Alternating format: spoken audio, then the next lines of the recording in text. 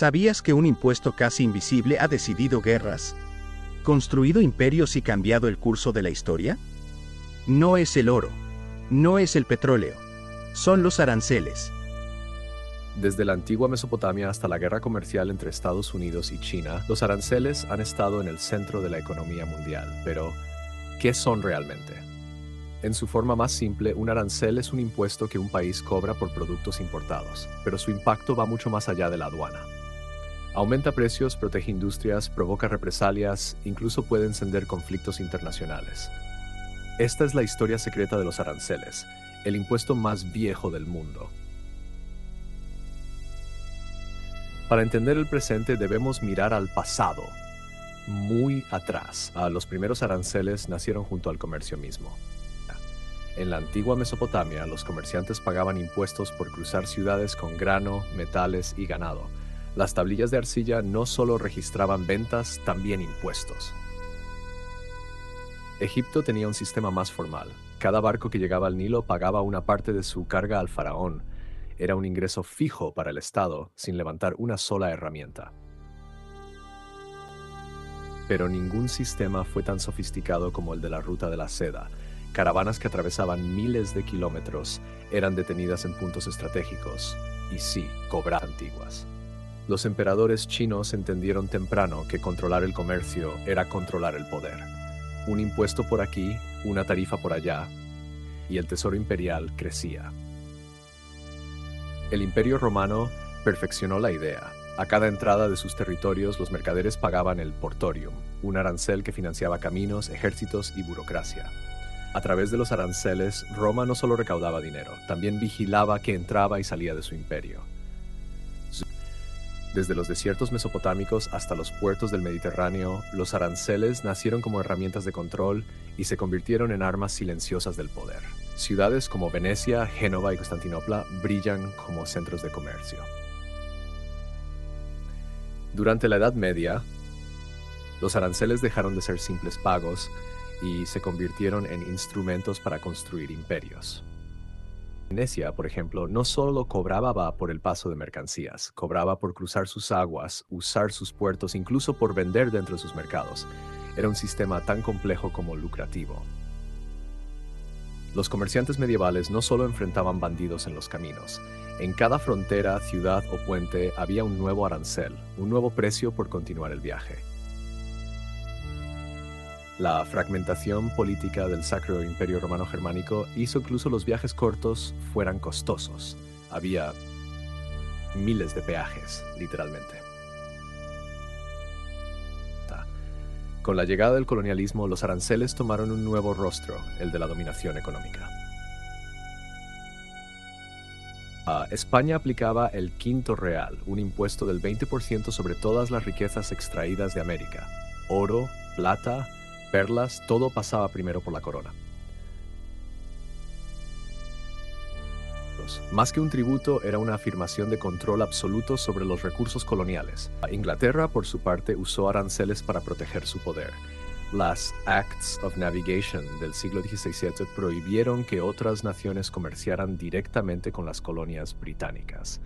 Todo debía pasar por Londres con sus respectivos impuestos. Este proteccionismo fue tan efectivo que debilitó a competidores como Holanda y consolidó a Inglaterra como potencia global. Los aranceles eran una forma de control geopolítico. Quien controlaba el comercio controlaba el mundo. Desde Venecia hasta el Imperio Británico, los aranceles no solo llenaron cofres, también moldearon el mapa del poder mundial. En el siglo XIX, el comercio dejó de ser solo una vía de intercambio. Se convirtió en un campo de batalla. China imponía altos aranceles al opio británico para frenar una crisis social, pero el Reino Unido tenía otros planes. Cuando el dinero dejó de fluir, llegaron los cañones. El resultado fue una guerra, tratados desiguales y el inicio de lo que los chinos llamarían el siglo de la humillación. Un siglo después, en 1930, Estados Unidos firmó el arancel Smoot-Hawley, buscando proteger sus industrias durante la Gran Depresión. Pero lo que empezó como una medida interna se convirtió en una guerra comercial global. Más de 25 países respondieron con represalias. El comercio mundial colapsó. La crisis económica se profundizó. Los aranceles del 30 empeoraron todo. En lugar de proteger empleos, destruyeron mercados. Fue una cadena de errores con consecuencias globales. El proteccionismo no trajo estabilidad, trajo desempleo, tensiones y una lección que el mundo juró no repetir. Pero esa promesa no siempre se ha cumplido. Tras la devastación de la Segunda Guerra Mundial, las naciones entendieron algo clave. El comercio no debía ser una excusa para la guerra, sino una herramienta para la paz.